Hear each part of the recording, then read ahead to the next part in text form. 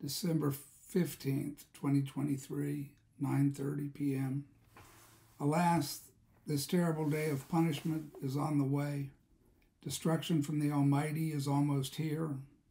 Our food will disappear before our eyes. All joy and gladness will be ended in the temple of our God. The seed rots in the ground. The barns and granaries are empty. The grain is dried up in the fields. The cattle groan with hunger. The herds stand perplexed, for there is no pasture for them.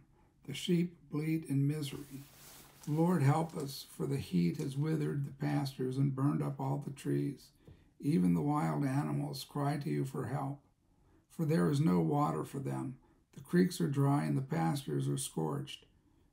Joel 1, verses 15 to 20. And the next quotes are from David Wilkerson's 1974 book, The Vision. It is not a time to hoard money because it will not provide real security.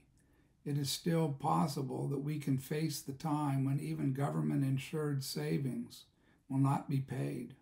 The only real security is in land. Money that is hoarded will disappear like sand out of a bag with holes in it. Now keep in mind, this is 50 years ago when he has this prophetic vision. And it's right on the money. Not only is the American dollar headed for deep trouble, but so are all other world currencies.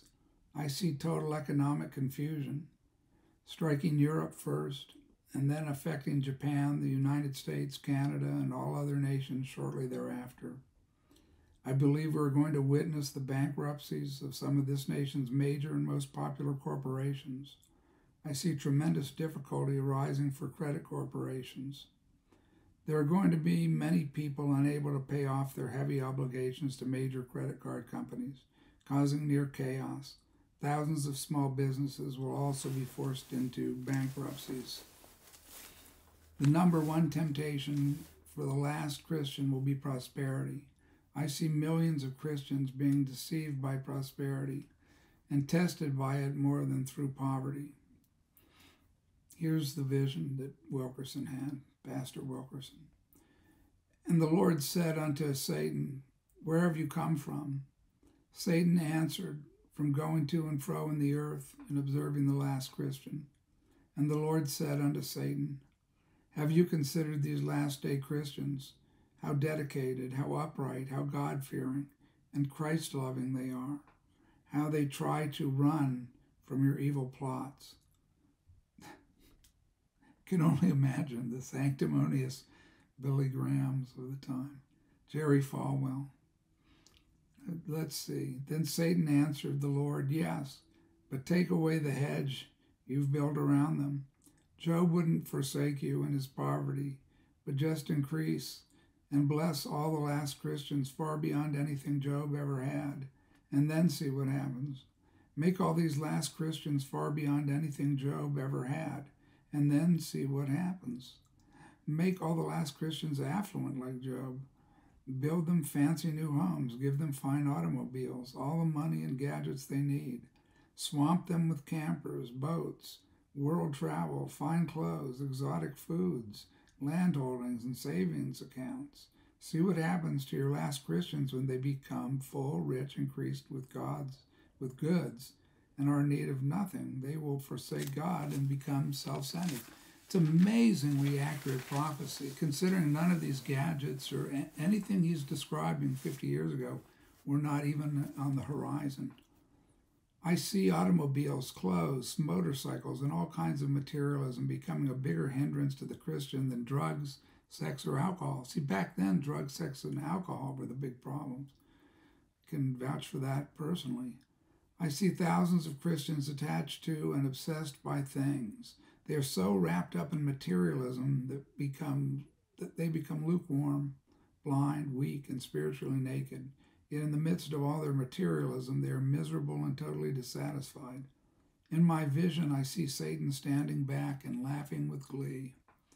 Look at all the money-mad Christians, all the clothes hogs, bitten by the security bug, making heaps of money, buying all new furniture, getting bigger cars, buying 2 or 3 of them, buying, planting, selling, marrying, and divorcing. It ruined Lot's generation, and it will get you too. Look at all the well-paid, easy-living, big-eating Christians getting lazy, lukewarm, and becoming easy prey. God, pour it on them. It's getting to a lot of them, and it's making my job easier. It's phenomenal that Wilkerson really saw what the deal went down. That's exactly what happened. That's precisely, Satan rules the world.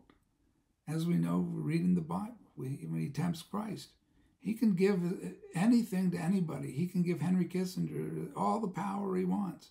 Klaus Schwab, all the power. That's where they get it from.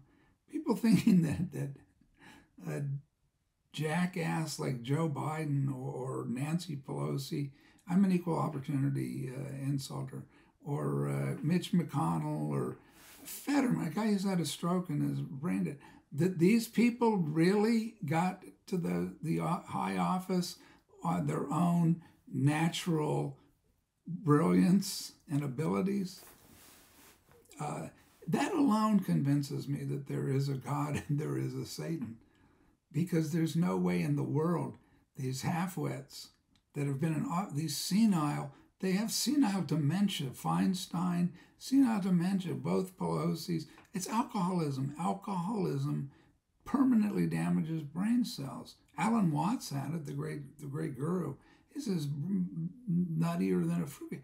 Complete libertine. What do you want to call? What do you want to call? Those are the wages of sin. That's not the way to nirvana. Okay, I'm just going to end tonight because I'm particularly irritated because of this latest Mike Bickle, pedophile, homosexual, whatever. He's been in this church that is satanic, demonic, occult to the core. And Christians themselves, I called this out years ago to other Christians. Oh no, this is great. They're all on the warpath. I mean, it's all part of the New World Order beast system. There's no mistaking who these people are. They're all they're entrenched in the swamp with Donald Trump and all of it. So it's just one big bloody swamp. But what I'm incensed about is they should be in jail.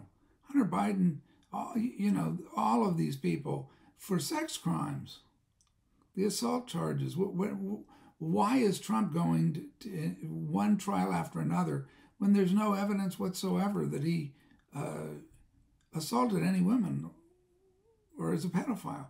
There is everybody out on Epstein Island that are, in their high office, testimonies from the prosecutor, but, they all get off curiously. So, and this, sure, if you're a barbarian, if you're a heathen, if you're a Greco-Roman, yeah, it's all good. But what are Christians doing approving of all this and not saying anything and not calling for the asses of their pedophiles that are raping and assaulting their own congregations? Oh, because they just love their pastor and they've been saved, but they've especially saved by Mike himself, and William Brannan and Paul Kane. That's for another audio-visual presentation. All right, calm down. Calm down.